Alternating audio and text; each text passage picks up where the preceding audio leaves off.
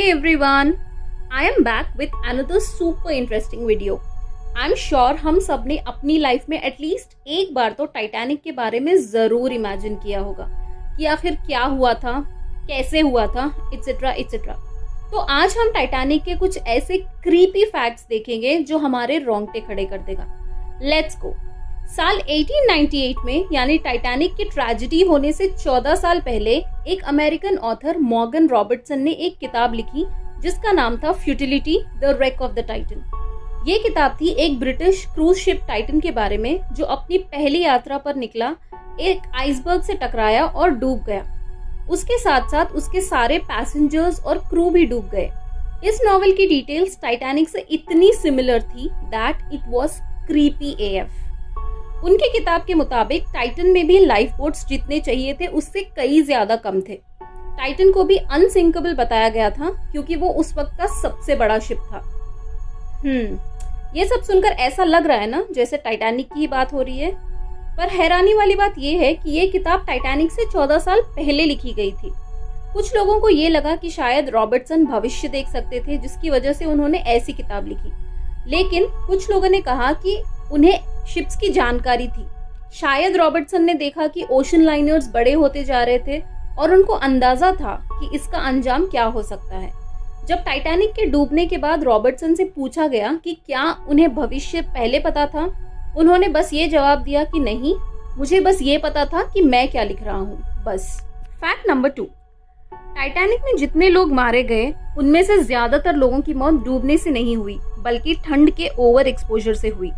Titanic sink हुई थी 15 अप्रैल 1912 में रात के 2:20 पर। ऑलमोस्ट 2 घंटे बाद टाइटैनिक पूरी तरह से सिंक हो गया था। इस बीच सर्वाइवर्स को रेस्क्यू करना शुरू कर दिया गया था। उस वक्त वाटर का टेम्परेचर -2.2 डिग्री सेल्सियस था। इन 2 घंटों में काफी लोग ठंड की वजह से मर गए और कुछ लोग डूबने की वजह से मारे गए। फैक्ट नंबर 3, टोटल 2240 पैसेंजर्स और क्रू में से 1500 लोगों की मौत हो गई, लेकिन सिर्फ 300 बॉडीज ही रिकवर हो पाई थी। सबसे लास्ट बॉडी जो रिकवर हुई थी वो थी 21 अप्रैल 1912 को, यानी कि टाइटैनिक हादसे के 6 दिन बाद। ये बॉडी थी एक 2 साल के बच्चे की। बाद में पता चला कि ये बच्चा था Sydney Leslie Goodwin from England. उसके साथ उसकी पूरी फैमिली इस हादसे में मारी गई। फैक्ट नंबर 4, टाइटैनिक के आसपास एक शिप था जो कई जाने बचा सकता था। जी हाँ, आपने बिल्कुल सही सुना। आपने सुना होगा कि टाइटैनिक पहला शिप था जिसने SOS डिस्ट्रेस कॉल्स यूज किए, पर यह सच नहीं है। हाँ, उस वक्त वायरलेस कम्युनिकेशन काफी नया था, मतलब 24 घंटे मॉनिटर करने की जरूरत नहीं थी क्योंकि इतना ज्यादा रिक्वायरमेंट नहीं था। यही वजह थी कि द कैलिफोर्नियन नाम का शिप, जो कि उस वक्त टाइटैनिक के कुछ 10-12 मील दूर था, वहां पहुंच नहीं पाया। एनसाइक्लोपीडिया टाइटैनिका के मुताबिक कैलिफोर्नियन के पास सिर्फ एक वायरलेस ऑपरेटर था और उसने अपना इक्विपमेंट बंद कर दिया था और सोने चला गया। अगर उस ऑपरेटर ने ऐसा ना किया होता तो उन लोगों को 15 मिनट में ही पता चल जाता कि टाइटैनिक मुश्किल में है। दरअसल हुआ यूं कि द कैलिफोर्नियन बर्फ से घिरा हुआ था, इसलिए उसे एक रात के लिए रुकना पड़ा।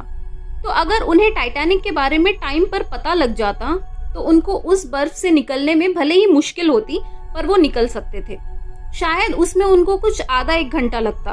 उसके बाद वहां से टाइटैनिक तक पहुंचने में 1-1.5 घंटा और लगता। टाइटैनिक को डूबने में लगभग 2 से 2.5 घंटे लगे थे।